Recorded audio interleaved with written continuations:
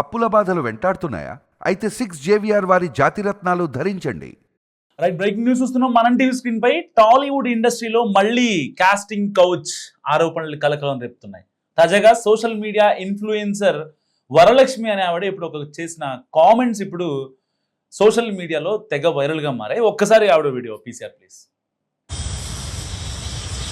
Night 9:30 అవుతుంది guys. ఈరోజు నేను ఇంకా హైదరాబాద్లోనే ఉన్నాను. సో బస్ కోసం వెయిట్ చేస్తున్నాను. నేను ట్రావెల్ బస్ కోసం వెయిట్ చేస్తున్నాను. ఎవరినైనా మన ఇన్స్టాగ్రామ్ కానీ యూట్యూబ్ కానీ చూసి మేము సినిమాలో ఆఫర్ ఇస్తాము, ఫోక్ సాంగ్లో ఆఫర్ ఇస్తాము, సీరియల్స్లో ఆఫర్ ఇస్తాము, షార్ట్ ఫిల్మ్స్లో ఆఫర్ ఇస్తామని చెప్తే నమ్మి ఎగేసుకుంటా నాలాగా మాత్రం రాకండి. ఎందుకంటే ప్రతోడు కమిట్మెంట్ లేనిదే ఏ ఒక్కడు కూడా ఏ ఒక్క ఆడదానికి కూడా అవకాశం ఇయ్యడనేది పక్కా ప్రూవ్ అయింది. ఇది నాకు ఒకటిసారి కాదు, రెండుసార్లు కాదు, మూడోసారి సేమ్. నాకు సిగ్గులేదు. ఫస్ట్ సీరియల్కి ఆఫర్ వచ్చింటే అలాగే వెళ్ళాను.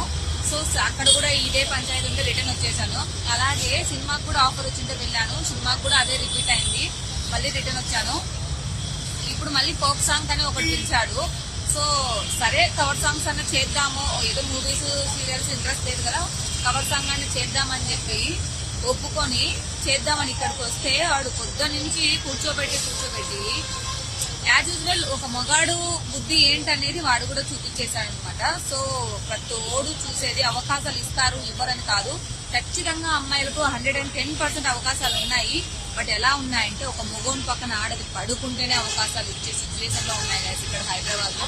దయచేసి ఎవరు గుడ్డిగా నమ్మి రాకండి. నన్ను తప్పుగా అనుకోండి, మీరు ఏమన్నా అనుకోండి. ప్రతి ఒక్క అమ్మాయి సినీ ఫీల్డ్ లో సెటిల్ అయిందంటే ఖచ్చితంగా ఒక దగ్గర పండుకొని సెటిల్ అయ్యాడని నేను ఇప్పుడు నమ్మి చెప్తున్నాను గైస్. ఎందుకంటే ప్రతి ఒక్క లంజనా కొడుకు ప్రతి ఒక్క ఆడదాన్ని వాడుకోవడానికే చూస్తున్నాడు. నాకు తెలిసి ఏ ఒక్క అమ్మాయి కూడా టాలెంట్ తో ఎదిగిందంటే నేను ఒప్పుకోను గైస్, పక్కా చెప్తున్నాను. ఏ ఒక్క అమ్మాయి టాలెంట్ తో ఎదిగిందంటే నేను ఒప్పుకోను. ఎందుకంటే ప్రతోడు లొంగ తీసుకొని పై ఏదో ఒక దగ్గర అమ్మాయి పడుకొని పైకి వచ్చింది గైస్. అంత లేని మాత్రం ఒక అమ్మాయికి ఆఫర్ అనేది రావడం చాలా చాలా కష్టం. మీరు నెగిటివ్ కామెంట్ పెట్టుకున్నారంటే పెట్టుకోండి, ఏమైనా పెట్టుకోండి. నాకు బాధ వేస్తుంది కాబట్టి నేను పెడుతున్నాను. ప్రతోడు ఆడదాన్ని చూసేది తప్పుడు ఉద్దేశంతో చూస్తాడు. వానికి ఆడది అవకాశం ఇస్తేనే ఒక ఆడదానికి మొగోడు కూడా అవకాశం ఇస్తుంది. ఇదైతే పక్కా నిజము. సో నేను ఇప్పుడు మోసపోయాను కాబట్టి ప్రతోడు అవే అడుగుతున్నాడు కాబట్టి నాకు నచ్చక నేను ఇది కూడా వద్దనుకున్నా. ఇంకా జీవితంలో సినీ ఫీల్డ్ జోలికి అనేది నేను వెళ్ళను. నా ఊర్లో నా ఇంట్లో నా గురించి నేను చేసుకుంటూ నా షాప్ నేను చూసుకుంటూ ఉండాలని ఫిక్స్ అయిపోయాను. ఇంకా గుర్తు ఉండే సినీ ఫీల్డ్కి నేను చచ్చినా పోను గాయస్. ఇదే నేను మీ అందరికి చెప్పాలనుకుంటున్నాను. ఫస్ట్ ఆఫ్ ఆల్ ఇప్పుడు ఏ అమ్మాయి సినీ ఫీల్డ్ సెట్ అయినా అది ఆ అమ్మాయి ఖచ్చితంగా ఎవరో కొన్ని లొంగే ఎదిగింటది. ఇదైతే పక్కా నిజం. ఇంత కామెంట్లు పెట్టుకోరు, ఇదైతే పక్కా నిజం. సో ఆవిడ చెప్పేదాని ప్రకారం ఏంటంటే ఎవరైనా మన ఇన్స్టా కానీ యూట్యూబ్ ఛానల్ కానీ చూసి మీకు ఆఫర్స్ ఇస్తామంటే అసలు నమ్మొద్దని సదరు సోషల్ మీడియా ఇన్ఫ్లుయెన్సర్ ఎవరైతే ఉన్నారో వరలక్ష్మి గారు చెప్పారు. సో మన వీడియోస్ చూసి సీరియల్స్, సినిమాలు లేకపోతే షార్ట్ ఫిల్మ్స్లో ఆఫర్ ఇస్తామంటే నమ్మి రావద్దు. ఇక్కడ కమిట్మెంట్ లేనిదే ఏ ఒక్కడు కూడా ఏ అమ్మాయికి అవకాశం ఇవ్వరనేది పక్కా ప్రూఫ్ అయింది. సో నాకు 3 సార్లు ఇలా జరిగింది. ఫస్ట్ సీరియల్కు, ఆ తర్వాత సినిమాకు, ఇప్పుడు ఒక ఫోక్ సాంగ్ కూడా ఇలానే జరిగిందంటే ఆవిడ చెప్పుకొచ్చారు. సో నాతో ఫోక్ సాంగ్ చేయిస్తానని చెప్పి గంటల కొద్దీ కూర్చోబెట్టి ఒక మగాడి బుద్ధి ఏంటనేది చూపించాడంటూ ఆవిడ చెప్పుకొచ్చిన పరిస్థితి. సో ఇలాంటి నేపథ్యంలో అంటే ఒక 100% కమిట్మెంట్ ఇస్తేనే ఇక్కడ అవకాశాలు ఉంటాయి, లేదంటే ఎలాంటి అవకాశాలు ఉండవు అని చెప్పుకొస్తుంది. అండ్ పరిస్థితులు దారుణంగా ఉన్నాయి బయట. దయచేసి గుడ్డిగా నమ్మి ఏ అమ్మాయి కూడా హైదరాబాద్ లాంటి ప్లేసెస్కి రావద్దు. సో ఇప్పుడు ఏదైతే ఈ కమిట్మెంట్ ఉంటేనే యాంకర్లు కానీ లేకపోతే ఇండస్ట్రీలో క్యారెక్టర్ ఆర్టిస్టులు కావచ్చు, హీరోయిన్లు కావచ్చు, ఫోక్ డాన్సర్లు కావచ్చు, ఫోక్ సింగర్లు కావచ్చు, ఎవరైనా సరే కమిట్మెంట్ ఇస్తేనే సరే లోపలికి వస్తున్నారు తప్ప ఇంకెవరు రావట్లేదు అని చెప్పి చాలా కరాఖండిగా చెప్తున్నటువంటి నేపథ్యం. సో ఇంత చెప్పిన ఈ వరలక్ష్మి ఒక్క విషయంలో ఒక మాట తుళ్ళారు. ఆ మాట మాట్లాడకుండా ఉంటే బాగుండేది. ఎందుకంటే తెలుగు ఫిల్మ్ ఇండస్ట్రీలో ఈ యొక్క కాస్టింగ్ కౌచ్ అనేది ఎప్పటి నుంచో జరుగుతున్న విషయమే. సో వాళ్ళకి చాలా మంది యాక్టర్లు, చాలా మంది ఇన్ఫ్లుయెన్సర్లు, లేకపోతే పెద్ద పెద్ద యాక్టర్లు కావచ్చు, చాలా మంది దీని మీద మాట్లాడుతూ ఉంటారు. అంటే వాళ్ళకి గతంలో ఒక 10 ఏళ్ల క్రితం, ఒక 15 ఏళ్ల క్రితమో లేకపోతే ఒక సంవత్సరం క్రితమో జరిగిన ఇన్సిడెంట్స్ని ఆ యొక్క ఇంటర్వ్యూలోనో పాడ్కాస్ట్లోనో చెప్పిన మాటలు చాలా. రీసెంట్గా వరలక్ష్మి శరత్ కుమార్ కూడా అంత పెద్ద నటి కూతుర్నైనా సరే నాకు అలాంటి మాటలు తప్పలేదు అని చెప్పి మాట్లాడారు. ఇంకా అలా మాట్లాడుకుంటూ పోతే యాక్టర్ లిస్ట్ చాంతాడంత ఉంటుంది. సో ఇలాంటి నేపథ్యంలో ఇప్పుడు ఇండస్ట్రీలో ఎవరైతే యాంకర్స్ కానీ లేకపోతే యాక్టర్స్ కానీ ఎవరైతే ఉన్నారో వాళ్ళందరూ కూడా కమిట్మెంట్ ఇచ్చి ముందుకెళ్ళిన వాళ్ళే అంటూ ఆవిడ మాట్లాడటం ఇప్పుడు చర్చనీయాంశంగా మారింది. ఎందుకు అంటే ఇప్పుడు వరలక్ష్మి అనే ఆవిడ ఒక ఇన్ఫ్లుయెన్సర్, ఆవిడకంటూ ఒక ఛానల్ ఉంది, ఆవిడకంటూ ఒక ఇన్ఫ్లుయెన్స్ స్టేటస్ ఉంది, ఒకటో రెండో చిన్న ఇంటర్వ్యూలు ఇప్పించారు అండ్ ఆవిడ కూడా వెళ్ళి చేసింది. సో ఈవిడ దాని తర్వాత యాక్టింగ్ రంగంలో అడుగు పెడదాం అనుకుంది అండ్ ఈవిడికి నంద్యాలలో ఏదైతే ఇప్పుడు దాకా మాట్లాడిన వరలక్ష్మి ఎవరైతే ఉన్నారో ఆవిడ నంద్యాలలో ఒక షాప్ కూడా ఉంది, బట్టల షాప్ ఉంది. ఓన్లీ అంటే లేడీస్ సంబంధించిన చీరలు మాత్రమే అమ్ముతారు. సో హోల్సేల్ ఉంది, రీటైల్ ఉంది. ఆవిడ వ్యాపారం ఆవిడ చేసుకుంటున్నారు, బాగానే ఉంది. కానీ ఆవిడ్ని అప్రోచ్ అయ్యి ఎవరైతే మాట్లాడతారో లైక్ మీతో ఒక ఫోక్ సాంగ్ చేస్తామనో లేదంటే మీతో ఒక సినిమా చేస్తామనో షార్ట్ ఫిల్మ్ చేస్తామనో ఆవిడ ఎవరైతే అప్రోచ్ అవుతారో సో వాళ్ళిద్దరి మధ్య అండర్స్టాండింగ్ అనేది బాగుంటే ఓకే, బాగాలేకపోతే ఇలాంటి విషయాలు బయటకు వస్తాయి. సరే వీళ్ళిద్దరి మధ్య ఏం జరిగింది అనేది దాని గురించి మనం పక్కన పెడితే వరలక్ష్మి అనే అమ్మాయి సో ఆవిడ చేసే కంటెంట్ కూడా కొంచెం ఆడ్గానే ఉంటుంది వాస్తవం చెప్పాలంటే. మీరు కూడా చూడండి, వరలక్ష్మి అనే ఛానల్ ఉంటుంది అండ్ ఆవిడ చేసే కొంచెం కంటెంట్ కూడా ఆడ్గానే మనకు కనిపిస్తుంది. మరి ఇలాంటి నేపథ్యంలో ఆవిడ ఎవరి మీద ఎలిగేషన్ చేస్తున్నారో ఆవిడకి ఎవరి వల్ల ఇబ్బంది అయిందో వాళ్ళని టార్గెట్ చేయాలి. కానీ ఇక్కడ ఇండస్ట్రీలో ఉన్న అందరూ ఏదైతే హీరోయిన్స్ ఉంటారో వాళ్ళంతా కూడా కమిట్మెంట్ ఇచ్చే లోపలికి వచ్చారు అని చెప్పి మాట్లాడటం నిజంగా ఎంతవరకు కరెక్ట్? సో అంటే ఇప్పుడున్న ఎవరైతే హీరోయిన్స్ ఉన్నారో సో అందరూ మంచోళ్ళని అందరూ చెడ్డోళ్ళని నేను మాట్లాడను, కానీ వాళ్ళ విషయాలు మనకు తెలియకుండా వాళ్ళ పర్సనల్గా మాట్లాడటం అనేది ఎంతవరకు కరెక్ట్? ఇక్కడ నిజంగా ఈవిడికి ఇబ్బంది అయింది ఏదైతే ఆ జబర్దస్త్ ఆర్టిస్ట్ వల్ల. సో దాని తర్వాత ఈవిడ బయటకు వచ్చేసింది. సో ఈవిడ చాలా స్ట్రాంగ్ కాబట్టి అక్కడ నుంచి బయటకు వచ్చేసింది. సో నేను కమిట్మెంట్ ఇవ్వను అని చెప్పింది అండ్ దాని తర్వాత వాళ్ళు 3 times పిలిచారంట హైదరాబాద్కి. ఎందుకు? ఒకసారి మాట్లాడతారండి. ఈవిడ ఎక్కడ పాపం నంద్యాలలో ఉంటుంది, అక్కడ నుంచి తీసుకొచ్చి మళ్ళీ రాను పోను ఛార్జీలు అని చెప్పి ఈవిడ పాపం చూసేవాళ్ళు. అండ్ దాని తర్వాత వచ్చిన తర్వాత ఎట్టి పరిస్థితుల్లో కమిట్మెంట్ ఇవ్వాలి అండ్ ఆర్జీవీ సినిమాలో కూడా కమిట్మెంట్ మస్ట్గా ఉంటుందని చెప్పి ఎవరైతే మధ్యలో ఉంటారో బ్రోకర్స్ సో వాళ్ళు ఈవిడిని కమిట్మెంట్ అడిగారంట. సో వాస్తవానికి ఇక్కడ మ్యాటర్ ఏంటంటే సో ఏ సినిమా అంటే మీరు ఒక ఇన్ఫ్లుయెన్సర్ స్థాయికి వచ్చారు అంటే మీరు చదువుకున్నా చదువుకోకపోయినా మీకంటూ జ్ఞానం ఉండాలి ఫస్ట్. ఇక్కడ నాట్ ఓన్లీ వరలక్ష్మి కావచ్చు, not only some X some Y some Z ఎవరైనా కావచ్చు. ఇక్కడ ప్రతి ఇన్ఫ్లుయెన్సర్కి లేకపోతే అంటే గతంలో మనం చాలా మంది చూసాం, ఒక 10,000 పెట్టి ఒక 2 లక్షల మంది ఫాలోవర్స్ని కొనుక్కొని నేను ఒక ఇన్ఫ్లుయెన్సర్ అని చెప్పుకొని, లేకపోతే వాళ్ళకు ఒక 10 లక్షల మంది ఫాలోవర్స్ ఉంటారు, కనీసం 4-5 వేలు వ్యూస్ కూడా పోవు వాళ్ళ దగ్గర ఒక స్టోరీ పెడుతానో లేదంటే ఒక వీడియో వేస్తానో వాళ్ళ అకౌంట్లో. సో అలాంటి నేపథ్యం ఇవాళ రేపు అంటే ఇన్ఫ్లుయెన్సర్ స్టేటస్ అనేది చాలా దిగజారిపోతుంది. అంటే ఒకసారి ఒక చిన్న యాడ్ చేసో లేదంటే ఒక చిన్న వీడియో చేసో వెంటనే పాపులర్ అయిపోతే వాళ్ళంతా కూడా ఆ ఇన్ఫ్లుయెన్సర్ స్టేటస్ని మేవేసుకుని మేమే గొప్పోళ్ళు, మాకన్నా గొప్పోళ్ళు ఎవరు ఉండరు అన్నంతగా ఫీల్ అయిపోతున్నారు అనమాట. సో ఇలాంటి వాళ్ళు కావచ్చు, లేకపోతే కాస్త కూస్తో ఫేమ్ వచ్చి కాస్త కంటెంట్ చెప్పేవాళ్ళు కావచ్చు, ఇలా అంటే ఏ కేటగిరీ అయినా సరే. సో బ్యూటీ విత్ బ్రెయిన్ అనేది అమ్మాయిలకి ఉంది అంటే చాలా మంది అమ్మాయిలకి బ్యూటీ ఉంటుంది, చాలా మంది అమ్మాయిలకి బ్రెయిన్ ఉంటుంది. సో బ్యూటీ విత్ బ్రెయిన్ ఎవరైతే ఉంటారో వాళ్ళు మాత్రం టెక్నికల్గా లాజికల్గా 1కి 2 సార్లు ఆలోచిస్తారు. ఎందుకు ఆలోచిస్తారు? ఒకవేళ నేను అందంగా ఉన్నా లేదంటే నేను చేసిన రీల్ కావచ్చు, నేను చేసిన వీడియో కావచ్చు చాలా గట్టిగా రీచ్ ఉంది, సో నేనేం చేయాలి? అప్పుడు నాకు ఎవరన్నా మెసేజ్ పెట్టారు, అప్పుడు నేనేం చేయాలి? లేదు ఇది సంగతి, సో ఈ క్రైటీరియా రీచ్ అయితే విల్ కనెక్ట్, లేదంటే ఇక్కడతో ఆపేద్దాం అని చెప్పి ఇన్స్టాగ్రామ్లో కట్ చేయండి కదా.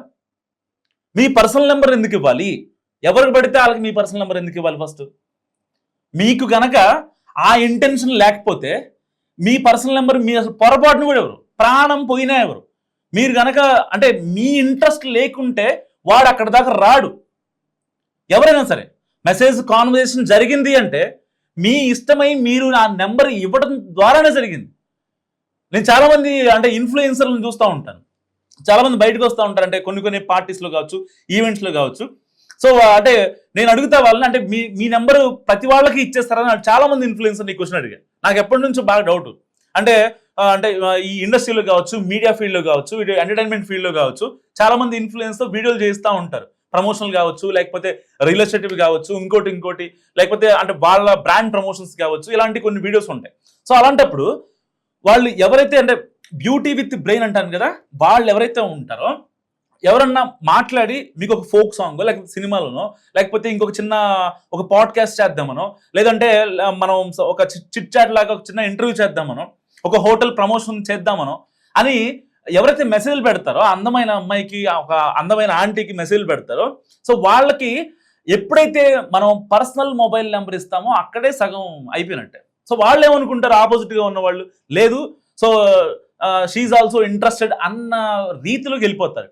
అప్పుడు దానివల్ల వాళ్ళు టైంలో మెసేజ్లు పెట్టడం, మిమ్మల్ని ఇబ్బంది పెట్టడం, సరే మీరు ఒకవేళ ఇంట్రెస్టెడ్గా ఉంటే మిమ్మల్ని హైదరాబాద్ రమ్మని చెప్పడం, లేదా హైదరాబాద్లోనే ఉంటే కనుక ఒక కేఫ్లో కలవటం, మీట్ అవ్వడం, దాని తర్వాత వగేరా వగేరా ఇలాంటివి జరుగుతున్న సినారియోల్లో నిజంగా మీ నెంబర్ ఏదైతే ఉందో అది చాలా జాగ్రత్తగా పెట్టుకుంటే ఏ ఇన్ఫ్లుయెన్సర్కి కూడా ఎలాంటి ఇబ్బంది అవ్వదు.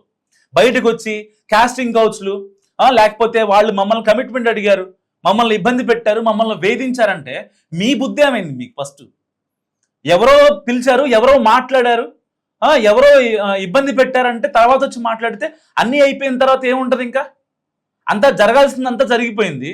ఇప్పుడు ఈ వరలక్ష్మి కూడా అదే మాట్లాడుతుంది. ఇక ఈ కమిట్మెంట్ మీద ఈ ట్రోలింగ్స్ ఆపేస్తే బాగుంటుంది.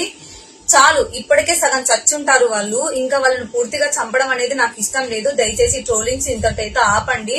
సో వాళ్ళ పేర్లేంటి అందరు అడిగారు కాబట్టి వాళ్ళ పేర్లు చెప్పాను. ఇప్పుడు నేను వాళ్ళ లైఫ్ ని స్పాయిల్ చేయడం అనేది నాకు ఇష్టం కాదండి.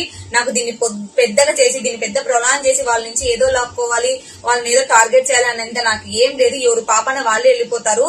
సో ఏదైనా సరే ఇంకోసారి వాళ్ళు ఇంకొక ఆడవాళ్ళని కానీ ఇలా అడగాలి అంటే భయపడేలాగా ఆటోమేటిక్ గా ఈ వీడియో చూసిన తర్వాత ఆటోమేటిక్ గా వాళ్ళే భయపడతారు. ఇంకా అంతకు మించి సగం చచ్చిన పామును మనం చంపాల్సిన అవసరం అయితే లేదు. నాకు ఎవ్వరి మీద పగ ప్రతీకారాలు కూడా లేవు. అలాగని దీన్ని అడ్డం పెట్టుకొని వాళ్ళ నుంచి ఏదో ఎక్స్పెక్ట్ చేసేది కూడా నా దగ్గర లేదు గాయస్. కాబట్టి ఈ టాపిక్ ని ఇంతతో లిమిట్ చేయండి. ఇంకా ట్రోలింగ్ అనేది ఆపేస్తే బాగుంటుంది. ఇంకా నేను అందరి పేర్లు చెప్పాను. సో నేను ఎవరి మూలంగా సఫర్ అయ్యానో వాళ్ళ పేర్లు అయితే నేను చెప్పేశాను. బట్ ఇక్కడ నుంచి ఇంకా వాళ్ళ పాపన వాళ్ళే పోతారు అనుకుంటున్నాను. ఎందుకంటే వాళ్ళకు ఫ్యామిలీస్ ఉంటాయి, ఫ్యామిలీస్ లో ప్రాబ్లమ్స్ గొడవలు ఇవి రాకూడదని నేను అనుకుంటున్నాను. సో నాకు ఇంక వద్దు. ఇంతకు మించి నాకు ఒక పాప ఉంది. ఎవరి ఇబ్బందులు, ఎవరి బాధలు, వాళ్ళ పాపాలన్నీ నాకు చుట్టుకోవడం నాకు అవసరం లేదు. ఎందుకంటే వాళ్ళు చేసిన తప్పుకి ఆటోమేటిక్ గా ఇప్పుడు సిగ్గుతో చచ్చిపోతుంటారు. ఇంతకు మించి వాళ్ళని టార్గెట్ చేయాల్సిన అవసరం లేదు. ఈ మీడియా వాళ్ళు కూడా కొంచెం తగ్గించుకుంటే బాగుంటుంది. ఎందుకంటే ఇంటర్వ్యూలు ఇచ్చాను, ఇంతకు మించి నేను ఇంటర్వ్యూలు అయితే ఇవ్వలేను. ఆ ఇంటర్వ్యూలలో ఇంకా వాళ్ళను పొడిచి చంపడం అనేది నాకు ఇష్టం లేదు గాయస్. ఎందుకంటే దీన్ని బేస్ చేసుకుని వాళ్ళు వ్యూస్ మనీ సంపాదించుకుంటారు. అలాగని నేను గట్టిగా అరిచి నాకు ఏం న్యాయం జరిగింది లేదు. వాళ్ళు ఏమైనా నాకు వచ్చి సారీలు చెప్తారా? సారీలు ఏం చెప్పరు కదా, ఆటోమేటిక్ గా చెప్పాల్సిన సారీస్ నాకు వాళ్ళు ఫోన్ కాల్ చేసి సారీలు చెప్పారు. అంతకు మించి వాళ్ళను ఇంకా దిగదార్చడం అనేది నాకైతే నచ్చలేదు. బట్ ఇంకొకసారి ఎవరైనా సరే ఒక అమ్మాయికి ఆఫర్ ఇస్తానని చెప్పి ఇలా అడగడానికి ఖచ్చితంగా ఆలోచిస్తారు. ఈ వీడియో చూసిన తర్వాత సగం చచ్చిన పాములను నేను పూర్తిగా చంపడం అనేది నాకు ఇష్టం లేదు. కాబట్టి ఇంతటితో నేను వాళ్ళని వదిలేస్తున్నాను. సో మీరు కూడా ఈ ట్రోలింగ్స్ అనేది వదిలేసేయండి. ఎవరి పాపపుణ్యాలు వాళ్ళకు ఉంటాయి. నలుగురు ఈ వీడియో చూసి మారితే చాలు అనుకుంటున్నాను. నలుగురు అమ్మాయిలు ఇన్స్టాగ్రామ్, యూట్యూబ్ నుంచి పరిగెత్తుకుంటూ వెళ్లకుండా పిలిచారని చెప్పి కొంచెం ఆలోచించి ఆతి చూచి అడిగేస్తే బాగుంటుందనే మీనింగ్ తో నాలాగా ఇంకా నలుగురు అమ్మాయిలు ముందడిగే వెయ్యకూడదు, ఆలోచించాలనే ఉద్దేశంతో వీడియో తీయడం జరిగింది తప్ప వాళ్ళ మీద ఏదో పగులు ద్వేషాలు పెట్టుకుని అయితే కాదు. వాళ్ళందరూ వాళ్ళు ఎవరు నాకు, నేను వాళ్ళకి ఏమవుతాను? బట్ వాళ్ళ బుద్ధి గడ్డి తినింది, నా బుద్ధి కూడా బాగుండాలి కదా. వాళ్ళ మీద ఇంకా నేను పగలు పెంచుకుంటూ వాళ్ళని ఏదో చేయాలని చెప్పి నా మీడియా వాళ్ళ సపోర్ట్ నాకు ఇప్పుడు ఇస్తున్నారు కదా అని చెప్పి వాళ్ళని ఏదో చేయాలని చెప్పి ముందుకెళ్ళడం అయితే నాకు ఇష్టం లేదు. సో ఎవరు ఎదగాలన్నా ఎన్నో స్ట్రగుల్స్ పడి ఎదిగింటారు.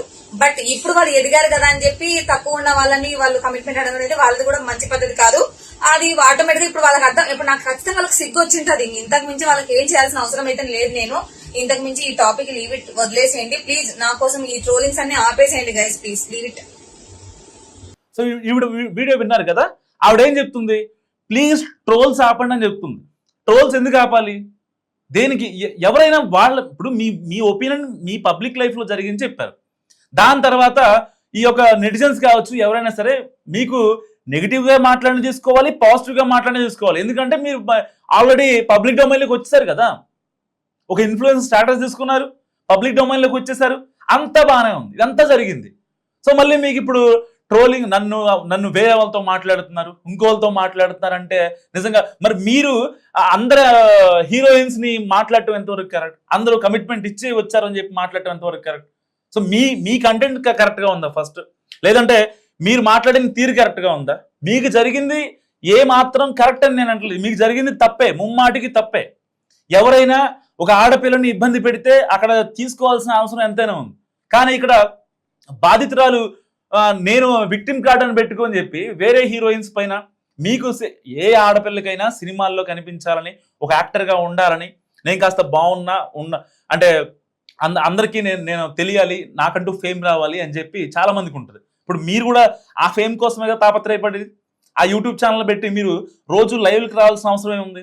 ఏం చేస్తున్నారు ఏంటి అని చెప్పి ప్లీజ్ లైక్ చేయండి, ప్లీజ్ సబ్స్క్రైబ్ చేయండి అని సబ్స్క్రైబర్ని అడగాల్సిన అవసరం ఏముంది?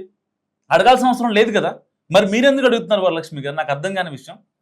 సో నాట్ ఓన్లీ వరలక్ష్మి, చాలామంది ఇన్ఫ్లుయెన్సర్లు ఎవరైనా సరే మీకు ఒక అన్నోన్ పర్సన్ నంబర్ పెట్టి లేకపోతే మాట్లాడదామని వాళ్ళు రిక్వెస్ట్ పెట్టి మిమ్మల్ని ఆ తర్వాత ఇబ్బంది పెడితే దానికి మీరు ఫుల్ స్టాప్ పెట్టాల్సిన అంశం మీ పర్సనల్ నెంబర్ ఏదైతే ఉంటుందో దాన్ని షేర్ చేయకూడదు.